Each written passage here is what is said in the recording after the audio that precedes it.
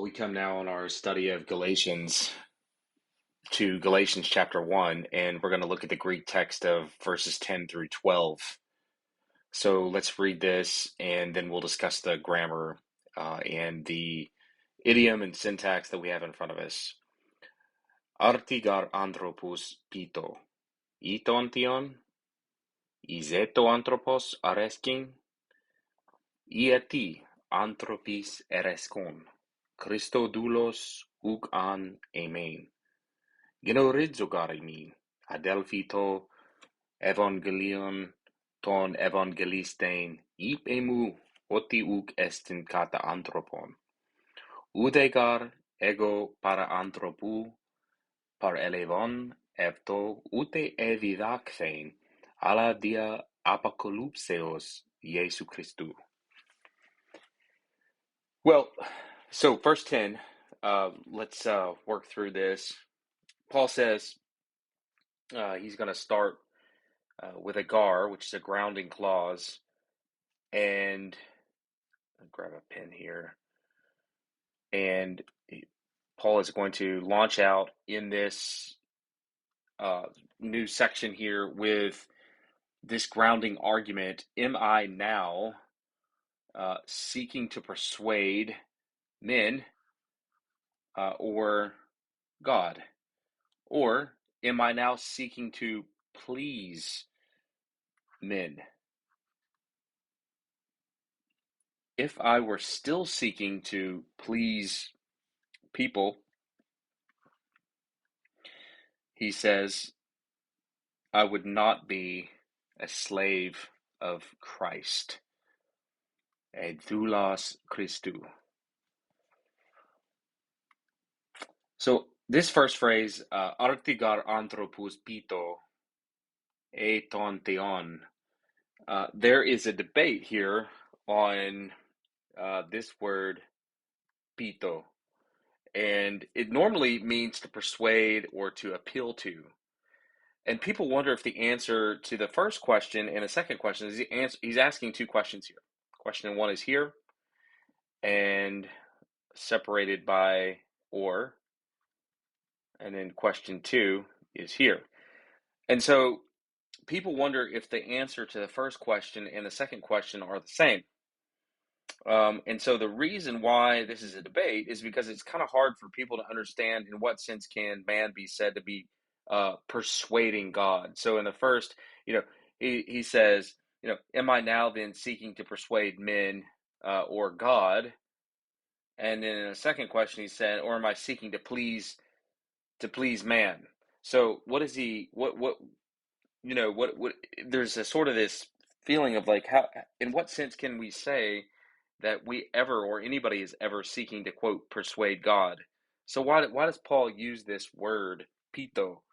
It's kind of a structural question, and so I said that the word typically means to persuade, but it often carries with it a more negative connotation, like crowd pleasing, being a man pleaser. You think politics, the world of campaigning for favor or support. And so there's some pretty interesting discussion of this if you look at Gordon Fee as well as Longnecker's commentary on Galatians. But suffice it to say that I think Pito here has that more negative connotation of campaigning for favor, support, being a crowd pleaser. Am I seeking to crowd please would be a way that we could put it. God, or am I seeking to please? Am I seeking to crowd please? Or am I seeking to please God? Am I seeking to be a man pleaser, or am I seeking to please God? That's the essence of what Paul is saying here, and he's going to argue that he's seeking God's approval. So that's the essence of the first part of verse 10. But then he asks this other question, or am I seeking? He says to please men, and so being a people pleaser. This is, you've got this word right here, areskein, and then you got pito.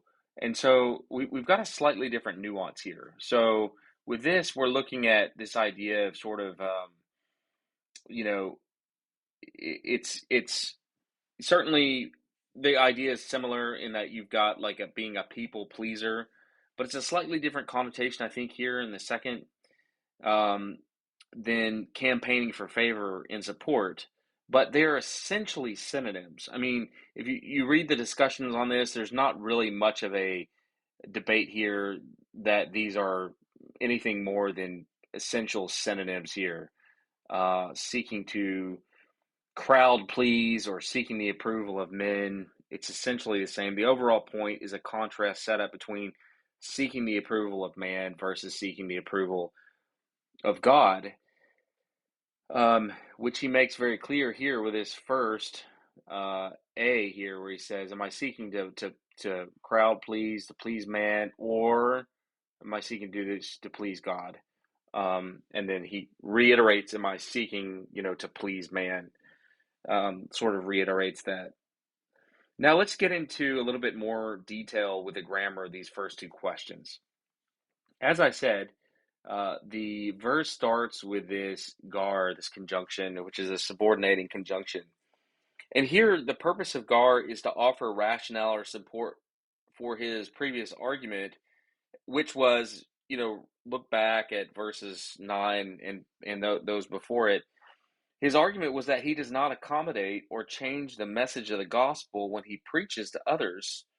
So he preaches to others a message that they will find acceptable. He's not doing that. He's saying that's not something I'm doing. In fact, he's willing to correct others, like this moment in chapter 2, which we'll see, where he corrects Peter for not living in step with the truth of the gospel, and he tells Peter that he's not orthopodeoing. I love that word. We'll get to that, but ortho, we think of orthodontist, straight, right? He makes your teeth dontos. He makes your teeth straight, an orthodontist. And a podiatrist is a foot doctor. So you got orthopodeo, got straight walking. And he tells Peter, "You're gospel drunk. You're not orthopodeoing. You're not straight walking. You're a gospel drunk man." He confronts Peter to his face. And so Paul is wanting to let them know, look, I'm willing to correct even Peter for not living in step with the truth of the gospel and pronounce a curse, anathema, which we just talked about in the previous videos, on any who tamper with a message of the gospel out of a regard for wanting to please man. So if you're driven by a fear of man, you will be confronted by me, in other words. And by using gar here, Paul is grounding that argument in his two rhetorical questions, both of which expect a negative answer. Am I seeking to do this? Right? Am I seeking to do this? And the answer is no, I'm not. I do not, I would not, I will not, and you must not either, is really kind of the import of all of that together. So, Pito, then we just talked about this briefly here, as a present active indicative. It typically, as I said, means persuade, but here it carries the negative connotation of being a crowd pleaser. Um, and then you have anthropos e ton theon, and there are two direct objects here for pito. Pito takes this anthropos, and pito also takes theon. Am I seeking to please man, direct object one, or God? And just if I could just show you that on a diagram briefly. So if you just look at verse 10 here, for, there's no express subject. Pito, am I seeking now, arti, which is an adverb, a temporal adverb. Am I seeking to persuade men, anthropos, or ton theon? So there's your two direct objects that are both hanging on this pito as a verb. Pito is here, and we're going to double bracket both of these direct objects. Now, this is just a note here I just want to make a note here on the diacritics of what we see here on A. Notice the diacritics here, right there. Okay, notice this, because you will see a smooth breathing and not a rough breathing. And the point of that is to indicate that we're not looking at a relative pronoun here, but we're looking at a disjunctive particle. A is a disjunctive, which is a Greek particle that marks an alternative or a separation between two things. And in this verse, what it's doing is it's marking opposite ideas that are mutually exclusive. In these two questions, so he uses A and he uses them twice. And he's saying that there's a separation between these two things. These are alternatives. They are opposite, okay? They are mutually exclusive. These options, you can't have it both ways, in other words. So just pay attention to diacritics when you see them because they make all the difference in what word you're actually looking at. And here, the only point I'm making is that you see a smooth breathing and not a rough breathing. Then you have Zeto anthropis areskein, and you have with this phrase over here. Notice there's another question. That's a question mark, and that's a question mark. But in this phrase, Zeto anthropis areskein, you have a present active infinitive here. And this is what we call a complementary infinitive. And the complementary infinitive, aresko, takes a dative direct object. So anthropis is simply the object of the infinitive, seeking to please men. Whereas the matrix verb is zeto. Zeto, and the answer in Galatians is no. Paul is not seeking to please man. So then he moves on to e eti anthropis areskon, this phrase here. And now what we have is a great classical contrary to fact conditional sentence. And we've already seen a third class conditional sentence and a first class condition. And this is a great example of a second class conditional sentence. So let me just describe to you, to show you how this works its way out in the text so that you can identify it when you see this. It's also known as contrary to fact conditional sentence. And the formula for a second class conditional sentence, it's formulaic, right? So these conditional sentences, they all have a formula. And the formula for a second class conditional sentence is when you see a plus an indicative verb that is negated by not u, but may, with an on, which is a particle in Greek, in the apodosis. All right, that's the formula. When you see this formula, a plus an indicative verb negated by nay and on in the apodosis, remember there's a prodosis, the if part of the sentence, the prodosis, and then there's the apodosis, the then. And if you see an on in the then part of the clause with negated by a may and a plus the indicative, a is if, right? Then you're looking at a second class conditional sentence. So it's just good to know that. I mean, there's first, second, and third class conditional sentences, but it's really good to understand and to know these formulas. I just encourage students, like when they're learning Greek, to just know these by heart because you're going to see them all over the place, and it's kind of it's important to know: are we dealing with a first, second, or third class conditional sentence here? And you're just not going to know that unless you memorize and understand these formulaic renderings, the way these are formulaically written. Okay. The only thing I'll add is that I would say that second class might, by experience, and I'll have to look this up to verify, but by experience, second class conditional sentences typically usually have an aorist or an imperfect tense form. So when you're looking at a plus the indicative, it's typically an aorist or an imperfect. But both of the verbs in the prodosis and the apodosis are here in this section are imperfect indicative. So what we're dealing with is a present contrary to fact conditional sentence. And the only word added there is that we're dealing with a present, not present tense, but present, this present time, if you will, something that's continuing, imperfective aspect. We're dealing with that. That's always confusing. I really wish verbal aspect terminology would change, but we're dealing with something that's continuing into the that's continuing, that's progressing. We're dealing with imperfect indicatives. So this is a present contrary to fact conditional sentence, not a past contrary to fact conditional sentence. If we were dealing with, for example, an aorist form. Now, for example, if you, so how would you translate question a past contrary to fact statement? Um, Paul says, we're, for now, am I seeking to please man or God?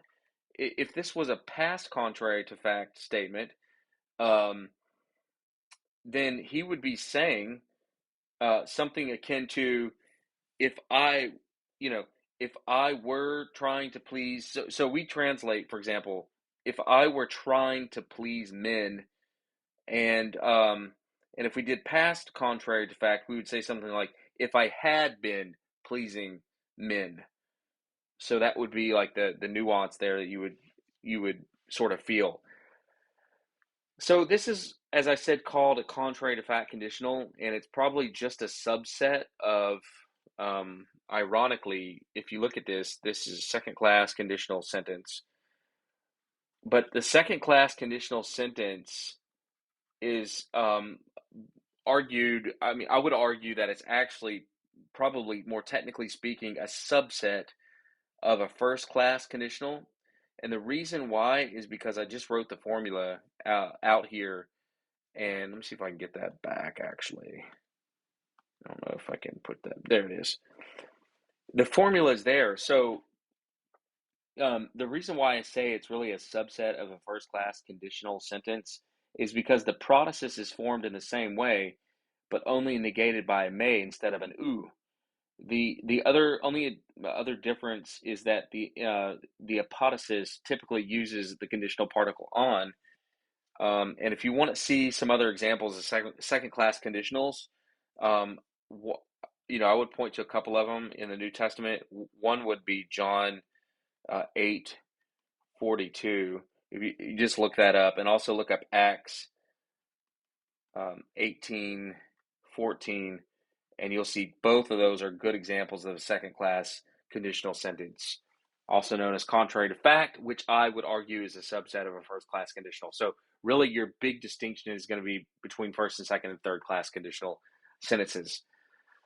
Now, that may be new for a lot of you because you've not sat and really worked through conditional sentences, but I would encourage you to do that because it's important and they're all over the place. I said in a previous video that with if-then statements, you'll typically either see a, which is what we're looking at here, okay, or you'll see a on. And so depending on which one of these you see, this is handy because those words are going to tip you off as to the mood that follows, okay? For example, one of its, for example, these or one of its variants, which is another, you might see another variant of a, which would be e pair. Okay, you might see something like this too in the conditional, and so will be followed with the indicative, or optative, or future. So let's put these together in a set. If you see this in a text, what's going to come after it is going to be an indicative, or you'll see an optative, okay, and typically you're going to see you'll see a future tense, okay, and with a on, when you see a on, will be followed almost exclusively by a subjunctive. And oddly enough, this distinction between a and a on in indicative and non-indicative forms loses its distinction in Hellenistic Greek. This is a classical setup, a and aon, so that when you're looking um, at this distinction, let's call this number one and number two, and here you're moving into the subjunctive, and this is indicative and optative. But when you see this, a and aon, this distinction is very pronounced in classical Greek. But when you move out of the classical era, 400 BC to basically 400 AD, we're moving into Hellenistic Greek. And when you move into Hellenistic Greek, of which, as a subset, is Kini,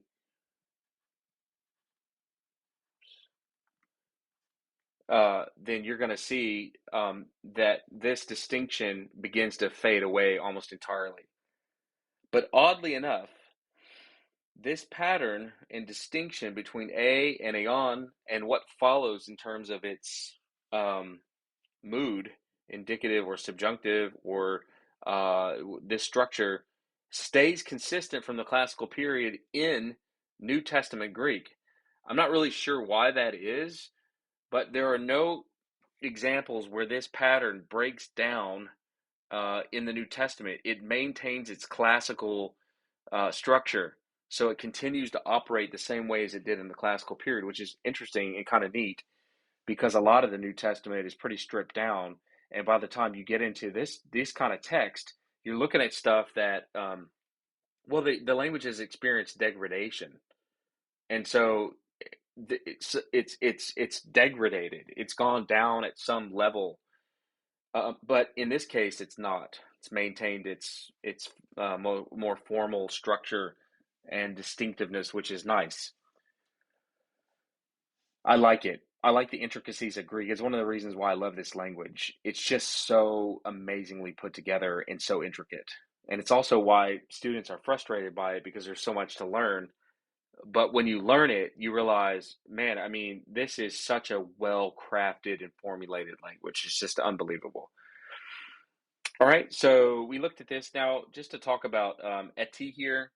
Eti here is an adverb. Um, it may not be a word that you're used to seeing. It's an adverb that in this case has to do with a continued state of things. One is still in a state of doing something. To use this word here, what Paul's doing is indicating that there would have been a time where he was about that life, so to speak, about the life of seeking to please man. You know, there was a time when I was a man pleaser, right? I used to be that guy. And by using this, he's saying, but no longer, that's no longer me. And then he uses ereskon, and ereskon is an imperfect active indicative. Again, we have imperfective aspect, and it's an imperfect active indicative from aresco with an alpha. Okay, aresco. The problem is not with pleasing men categorically or even strictly speaking. I mean, obviously, we would say there are times when it's appropriate to please someone, a boss, another person, but a parent. But here, he's referencing man pleasing versus God pleasing. It's a very negative connotation, an aim that competes with our aim to please God, please man versus please God. Um, and by using this adverb, he's saying, I used to be that, but I'm not that any longer. Christou doulos. He said, if I was still seeking to please man, then I would not be a slave of Christ. Possessive genitive here, probably. This is, and doulos would be the predicate nominative. And so a doulos is the lowest social status in the Roman economy, slave.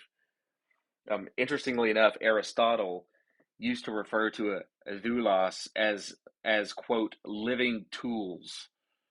And notice that here we have doulos Christou, and Paul refers to himself as an apostolos in verse 1. So this is very interesting because in verse 1, he's an ap, apostolos, and here he is a doulos. He's an apostle, but he's a slave. And don't miss this, because these are synonyms for Paul.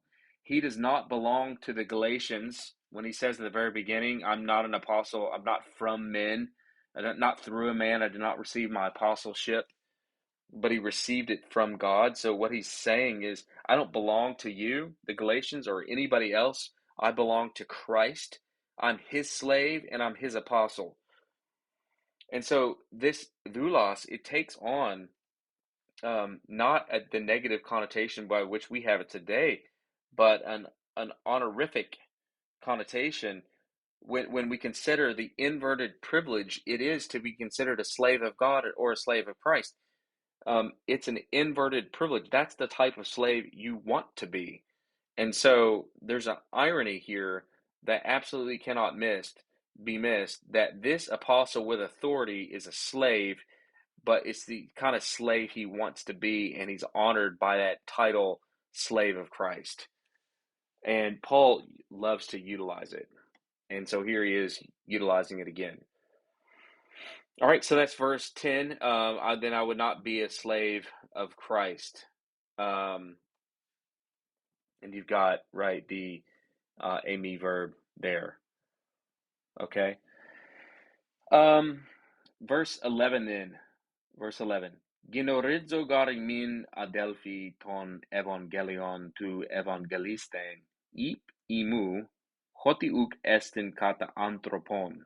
For I want you to know, brothers, that the message of the gospel proclaimed by me is not according to anthropon, man, but probably something more like human standards. There's probably sort of an idiomatic idea here. It's probably carrying some force, a bit more like that. Genorizo is a present active indicative, very common verb, right? Imparting knowledge. Genorizo does two things. One, it imparts knowledge, but two, Genorizo also is, you think about it the other way around, it dispels ignorance. And so these things work in conjunction. We gain knowledge and we disperse or dispel or get rid of ignorance. Genorizo carries that whole package, that whole idea, to make known. The word is used as a marker for forming a new section of thought in a lot of Pauline writings. And whenever you see this, you'll typically have the introduction to a new section or sort of a new material that's at play. So a lot of translations have a pretty firm break between Galatians 1 through 10, and then they start this new section here in verse 11. It just so happens that as we've been sort of doing these videos together, that it's just not falling out that way. I'm not trying to follow any sort of pattern. We're just doing as many verses as we can at a time and as I have time. So, um, so this is probably introducing new material here. Kind of, we'll put a little star here, and Paul's moving on to a new section with this gar. For I want you to know, but it's not completely new because he's using this gar, which he's going to be grounding previous arguments that he's made above in this new section. So it's a both and. So this new section, gar, is not entirely new. Paul's using a conjunction. He's grounding this other argument. And what follows the gar is the rationale for the previous claim that the source of his apostolic mission is God, and that therefore his hearers should not be abandoning the gospel that he has been preaching. They should not leave that gospel for a false gospel. So he says, for I make known to you, brothers. Brothers, this is the catch-all brothers and sisters, we could say. It's not strictly male. It's brethren. Like we would say, like in archaic English, brethren, which would include sisters and brothers. And so that's what we have here for I make known to you, brothers. Imin then is the dative indirect object of genorizo. Genorizo gar imin. So here's your IO, your indirect object.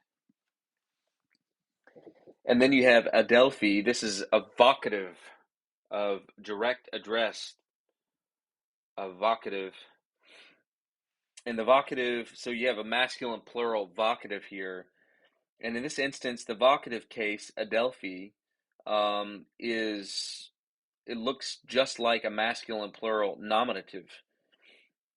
So the vocative is often distinguished from the nominative, and the only way you can distinguish it is on the basis of context. And here is an obvious use of the vocative, even though in terms of its morphology, the way the word is spelled, it's exactly the same as the nominative, but you just know it's vocative by context. Ta evangelion, to evangelion, to evangelisten. This section here, we could label this whole thing as the accusative, right? This is the direct object of the matrix verb. So here's the matrix, and we have an indirect object, the vocative of address, and then we have the accusative, the object of this section, of this clause. And this, we would call this whole thing an accusative of reference, would be probably the best category for it. The gospel, the one having been good newsed by me. There's a play on word here. Notice he uses this word twice, but he changes.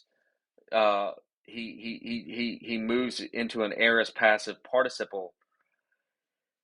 So what he's doing is he's going from an accusative, and then he's going into a participle, an aorist passive participle. He's got one neuter accusative singular and one aorist passive participle functioning adjectively, and it's defining or clarifying evangelion, the one preached by me gospel. What type of gospel is this? So I make known to you, brothers, the gospel. What type of gospel? This one, ta evangelistein, to evangelistein, the one preached, ep emu, by me, gospel. That's the one that I'm making known to you. Ep emu. This is just showing agency. Remember, upa plus the genitive expresses agency. So that's another formula that you want to get used to seeing. And then we have a conjunction here, separating the first half of this clause with the second half, and this what follows here. And hoti uk estin, hoti is introducing the clausal complement to genorizo. I make known to you, right? The gospel which I preach to you. And what's he saying? I make known to you that this gospel, right, is not kata anthropon. It is not according to man. Negative particle here. A me verb, to be verb here. This gospel is not according to man, or according to human thinking. I think I said a human standard, something like that. The gospel was not humanly devised, is the point. It is not after a human standard, therefore the gospel does not conform to human ideas. It's not according to man. Seems to be a phrase, only associated with Paul in the New Testament. I can't think of another place where this sort of idiom, according to man, is used according to human standard, that sort of thing, anywhere else in the New Testament. No one else seems to use that expression. Paul probably coined the expression, but it's a helpful expression, and one that certainly we use and can use effectively. So now, what is all this doing? Um, all this is setting up a narratio. A narratio is where Paul is now going to narrate his own personal story. And he's going to tell the story about that his apostleship is not from a man, it's not through a man, and that he's not a slave of anybody but Christ.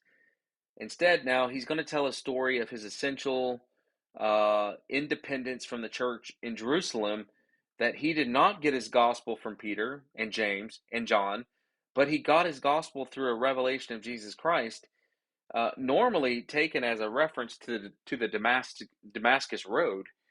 And this is very important because his apostolic authority is being called into question, and Paul wants to clarify that this gospel didn't come from man, and this gospel that he preached, it came through a revelation from Jesus Christ, or revelation of Jesus Christ, and he wants them to know this.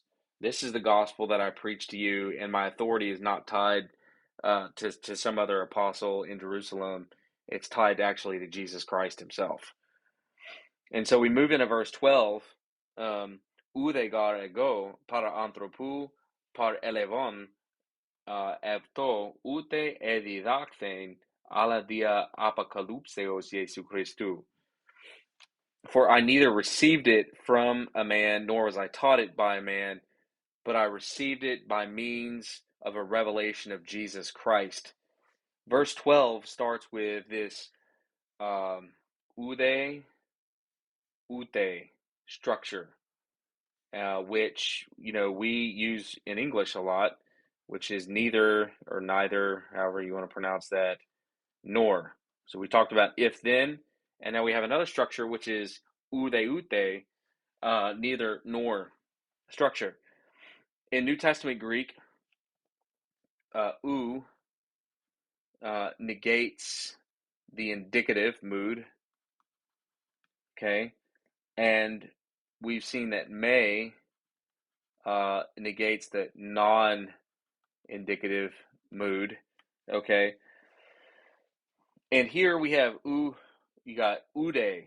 This comes from ude is negating, so indicative mood. So we're expecting indicatives to follow. It joins sentences or clauses of the same kind. So whatever's happening in this clause, okay, it's going to be of the same nature as what's happening in this clause, okay? And that's exactly what we have here. I mean, he says, I neither received it from man, nor was I taught it. Okay, it was neither A nor was it B. So it's similar. This ude ute structure, it joins sentences or clauses of a similar kind. And of course, Gar is grounding all this as an argument, and he's introducing the rationale and support for his claim that the gospel he preached was not according to man. And the reason it was not according to man is because he did not receive it from a man, but he received it from Jesus Christ. So, then he moves on to ego, this personal pronoun, first person pronoun, which is emphatic pronoun, since par elevon itself is a first person singular verb. I did not receive. So you've got a first person verb here, and then you've got the first person pronoun. So the whole idea there is it's emphatic. I did not receive this from man. Okay, I did not receive, and I want you to just notice. We'll just bracket this off. Para anthropou, and then we're going to have another via apocalypseos, of which this is going to be a genitive subset. But you look at these two prepositional phrases, and we've got one para and one via. And these are important to slow down and stop. And so what is para anthropou? What is that trying to communicate? Well, it's trying to communicate source. So that he's saying the source of his gospel was not from a man.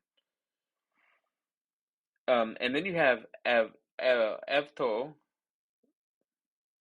avto here, you go to a third person pronoun, and avto is third person pronoun is the accusative direct object of, just looking here, this is gonna of par elevan. So we're gonna put this as the direct object. So you kind of piece all this together, and look what's happened. And the referent would be the gospel. I did not receive this gospel from man, nor was I taught it. Okay, and then we're gonna have a strong adversative, but okay. And so, but just to say something quickly about ute evidac thing, nor was I taught it, and we can assume another here, an ellipsis here, another para anthropu. We could assume another one of these here, and the reason why is because the structure is the same. For I did not receive it from a man, right? Nor was I taught it para anthropu, from a man. It's the same idea. It's just ellipted. It's not there. Could easily be there. It's certainly there implicitly. And the only thing is different is that he's moving from reception, a verb of reception, to a verb of teaching. I didn't receive it, nor was I taught it. And then he moves then to the strong adversative Allah, and I've already spoken about this in previous videos, but Allah is a strong adversative, and it's introducing here another point, counterpoint set. So if you read Runge's Discourse Grammar of the Greek New Testament, he's got a whole section on this point counterpoint set and the strength of what Allah does, and it's good to know. So what does he say? Or, I did not receive it from man, nor was I taught it, but big distinction. I'm going to correct that point with this counterpoint, but, right, I received, so I received it through Jesus Christ. That's that's the point. That's where he's going with this. All right, so this came through a revelation of Jesus Christ, and again, you have this prepositional phrase, dia apocalypseos. And this prepositional phrase is missing an element. There is something here that's ellipted, and here we can assume the verb, again, we can bring this verb over, par elevon, here. He says, for I did not receive, I did not receive it from a man, nor was I taught it, but I received it, okay, we're supplying that ellipted verb back again, through a revelation of Jesus Christ. Pay attention to ellipses. What's not there, and why are ellipses so common? They're common because, well, ink and papyri was expensive. I mean, that's the fundamental reason. And two, just because you can intuit it. So I received it through a revelation of Jesus Christ. The prepositional phrase via apocalypseos expresses means. So we put means here. The means by which you receive something is the means by which you receive the gospel. And what was that means? It was directly from Jesus Christ. It's a feminine third declension noun from apocalypsis. Okay, so the only other thing to discuss here is what type of genitive is this, and I'm just not going to get into the debate here because the weeds here, it's very hairy, and honestly, there's just no way of knowing. Does this mean he received the gospel from a direct revelation of Jesus Christ, like Jesus came and spoke to him, almost like the Damascus Road experience, and he understood the gospel? Or does it mean that he received a revelation about the gospel So about Jesus Christ, the gospel was the content of Jesus Christ in the gospel was unpacked to him. In other words, so very different ideas here. Um, could it be an objective genitive, a subjective genitive? I mean, what I see in verse 16, I suppose I don't know. I might be interested more in the objective sense here. God revealed Jesus. Um, and so he says, God, because in verse 16, he says, God was pleased to reveal his son to me in order that I might preach him among the Gentiles. And when I'm doing exegesis, all right, this is my philosophy of exegesis. I start here, let's say these are concentric circles, and then I move here, and then I move here, and then I move here. I widen out. What's this? This would be Galatians 1. This would be the book of Galatians. This would be Paul, how Paul tends to use those expressions. This would be the rest of the New Testament. And so it's a safe way to work inside out. So the first place to look is, how does Paul use it in this chapter? How does Paul use it in the rest of the book? How does Paul use it in his other books? And how does the New Testament use it? And then we can even broaden it. How does early Christian Greek literature use it, right? How does the Septuagint use it? Okay. How does classical Attic Greek use it, right? And you're getting further out because now we're like years and years out from the way a word or something was used. I mean, we just talked about a and aeon and how this classical distinction carries through into the New Testament. Okay, that's an example how something a long time ago is still there, but it's like that game where somebody, as I said, somebody whispers something, and then you'd have to communicate all the way down the chain. By the time you get to the 12th person, the message has been lost. Things change, languages change. So I guess because of verse 16, which is right here, he says, God was pleased to reveal his son to me in order that I might preach him among the Gentiles. So whether this is a subjective genitive or objective genitive, I don't know. I would probably favor in this sense an objective sense because of verse 16. But the point is the same. Paul's gospel is not a message that he derived from a man. It's a gospel that came from God himself, period. So putting it together, for I neither received it from a man nor was I taught it by a man, um, supplying that by a man, but supplying this, I received it by means of a revelation of Jesus Christ. All right, that's Galatians chapter 1, verses 10 through 12. We'll pick it up with verse 13 and following next.